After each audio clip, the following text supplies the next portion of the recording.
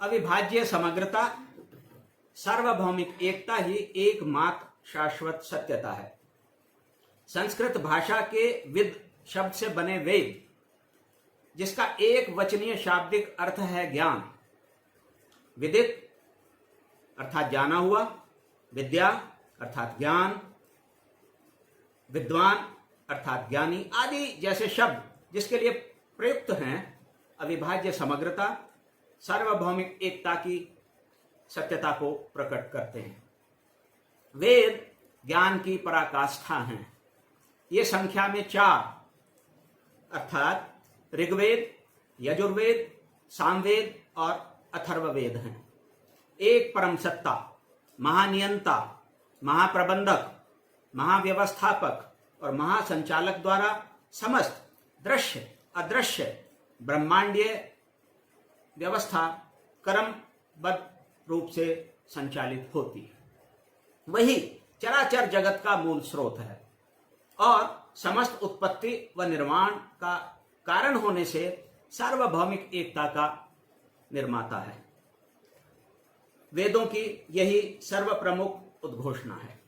वेदांत अर्थात वेदों का अंत, सार अथवा सिद्धांत अविभाज्य समग्रता, सार्वभौमिक एकता एवं उसके निर्माता ब्रह्म अथवा ब्रह्मण, परम सत्य, जगतसार, जगतात्मा, सृष्टि कारण, उत्पत्तिकर्ता, आधार, समावेशी, एक और अद्वितीय, परम ज्ञान, प्रकाश स्रोत, महाप्रकाशित, निराकार, अनंत, नित्य और शाश्वत, सर्वशक्तिमान और सर्वव्यापी की व्याख्या वैभव और गौरव को समर्पित है। उपनिषद इसके मुख्य स्रोत हैं। वेदांत ज्ञान योग से व्यक्ति को वैदिक मार्ग द्वारा ज्ञान की उच्चतम अवस्था प्राप्ति की दिशा में उत्प्रेरित करते हुए परम सत्य, अविभाज्य समग्रता, सार्वभौमिक एकता की वास्तविकता को समझने एवं उससे एकाकार करने का आह्वान करता है। अद्वैत वेदांत की 3 प्रमुख अथवा सर्वाधिक प्रसिद्ध शाखाओं में से एक है। विशिष्ट अद्वैत, जिसका संबंध रामानुजमचार्य से है, और द्वैत जो मध्वाचार्य से जुड़ा है। इसकी 2 अन्य शाखाएं हैं। आदि शंकर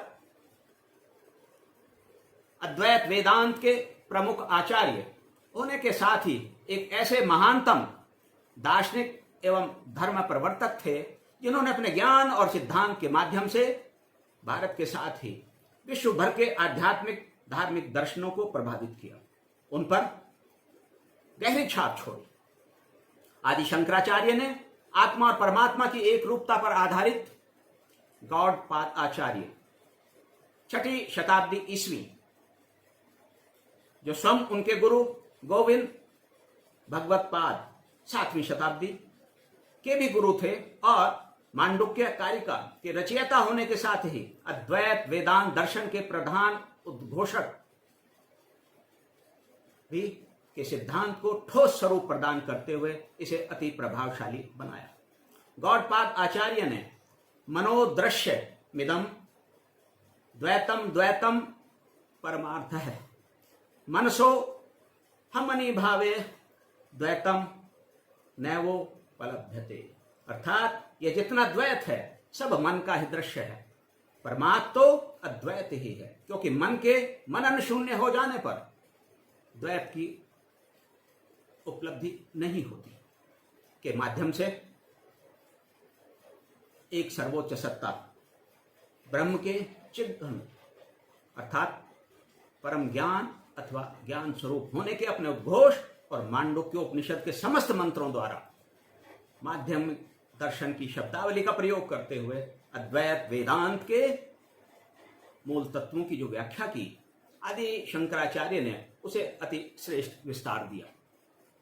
उन्होंने ऐश, ऐतर्य, कठ, केन, छांदोग्य, तैत्तरीय, प्रश्न, मुंडक, मांडुक्य व बृहदारण्यक उपनिषदों के साथ ही ब्रह्म सूत्रों और श्रीमद् भगवत गीता पर अति सुंदर और और ऐतिहासिक टीकाएं प्रस्तुत की। इन सभी की अतुलनीय व्याख्याएं की और अपने ठोस निष्कर्षों द्वारा यह उद्घोषणा की कि आत्मा और परमात्मा की एक रूपता है। परमात्मा एक ही समय में सगुण और निर्गुण दोनों ही स्वरूपों में रहता है। शंकराचार्य ने बलपूर्वक यह कहा कि केवल ब्रह्म ही शाश्वत सत्यता है। इसके विपरीत प्रतीत होती कोई भी स्थिति असत्य है। ब्रह्म सत्यम जगन मिथ्या जीवो ब्रह्मेव न परे। ब्रह्म सत्य है, जगत मिथ्या है। जीव अज्ञानतावश ब्रह्म को नहीं जान पाता, जबकि ब्रह्म उसके भीतर ही विराजमान है। इस प्रकार ब्रह्म निर्गुण ईश्वर ही एकमात्र सत्य है और आत्मा ब्रह्म का ही रूप है। आत्मा एवं ब्रह्म में द्वैत नहीं है। परम आचार्य शंकर के असाधारण दार्शनिक प्रतिपादन के अनुसार अद्वैत यथार्थ अर्थात परमार्थ है। विपरीत इसके द्वैत माया है। माया मुक्त होने पर अद्वैत का बोध होता है, यथार्थ से साक्षात्कार होता है। उन्होंने यह उद्घोष किया कि माया जो लगभग अविद्या के समान है, ब्रह्म अधीन है। लेकिन माया ब्रह्म को प्रभावित नहीं करती। माया विद्यमान है, लेकिन वह ब्रह्म निहित है और उससे पृथक नहीं है। अविद्या व्यक्ति को प्रभावित करती है। व्यक्ति ब्रह्म को जान ले, वह सत्य तक पहुंच जाए तो वह अविद्या मुक्त हो जाता है तथा माया को पहचान लेता है। इस स्थिति में अर्थात अविद्या मुक्त होकर माया को पहचान लेने के उपरांत वह ब्रह्ममय हो जाता है। आचार्य शिरोमणि आदि शंकर ने अद्वैत एकत्व विचार को असाधारण व अद्वितीय रूप में प्रस्तुत किया। समस्त चल अचल एवं दृश्य अदृश्य के एक स्रोत निर्गत होने और सर्व एकता की पुष्टि की। यह सर्व एकता विशुद्धता, सर्व समानता, सर्व सौहार्द और सर्व कल्याण को समर्पित है। यह समस्त संख्यों से, समस्त भ्रमों से बाहर निकलकर एक ही मूल से सबकी उत्पत्ति और अंततः उसी से एक रूप हो जाने की स्थिति को प्रकट कर सत्कर्मों द्वारा सर्व कल्याण के लिए प्रतिबद्ध होकर सत्य में होने का आह्वान करता है। इसके माध्यम से उन्होंने अविभाज्य समग्रता और सार्वभौमिक एकता की सत्यता को मानव विश्व के समक्ष रखा, जिसने जैसा कि कहा है विश्व भर में आध्यात्मिक धार्मिक दर्शनों को प्रभावित किया। आदि शंकराचार्य एक बेजोड़ दार्शनिक थे। अपने ज्ञान की ऊंचाई में वे आज तक भी विश्व भर में बेजोड़ हैं।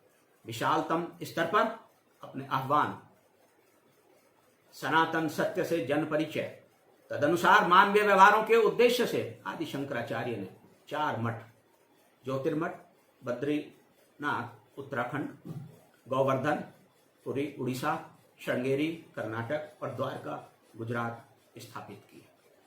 मूलतः आदि शंकराचार्य के सिद्धांत और अपेक्षा के अनुसार ये चारों पीठें या धाम उत्तर दक्षिण एवं पूर्व पश्चिम संपूर्ण भारत के लोगों का किसी भी प्रकार के भेदभाव के बिना सार्वभौमिक एकता की अनुभूति करने का आह्वान करते हैं। इसके बल पर सत्कर्मों द्वारा सत्य प्राप्ति, आत्मा परमात्मा की एक रूपता स्थापित करने की अपेक्षा करते हैं। इन पीठों के माध्यम से भारत की एकता अक्षुण्ण रहे, साथ ही अद्वैत की सत्यता संसार के हर एक जन तक पहुंचे। आदि शंकराचार्य का इनकी स्थापना का यही मूल उद्देश्य था। विशेषकर भारतवासी समानता और एकता की वास्तविकता का आलिंगन करते हुए जीवन के प्रत्येक क्षेत्र में हम बार-बार ये कह सकते हैं, सत्कर्मों में संलग्न हों एवं अपने सद्व्यवहारों से धरावासियों के कल्याण के प्रेरक बने। यह आचार्य शिरोमणि शंकर के महान जीवन और अद्वितीय विचार का उद्देश्य था। अपने बेजोड़ विचार, दार्शनिक पराकाष्ठा और कार्यों के कारण आदि शंकराचार्य एक महानतम भारतीय के रूप में प्रतिष्ठित हैं। उनकी कीर्ति और प्रतिष्ठा स्थापित है और भविष्य में भी स्थापित रहेगी।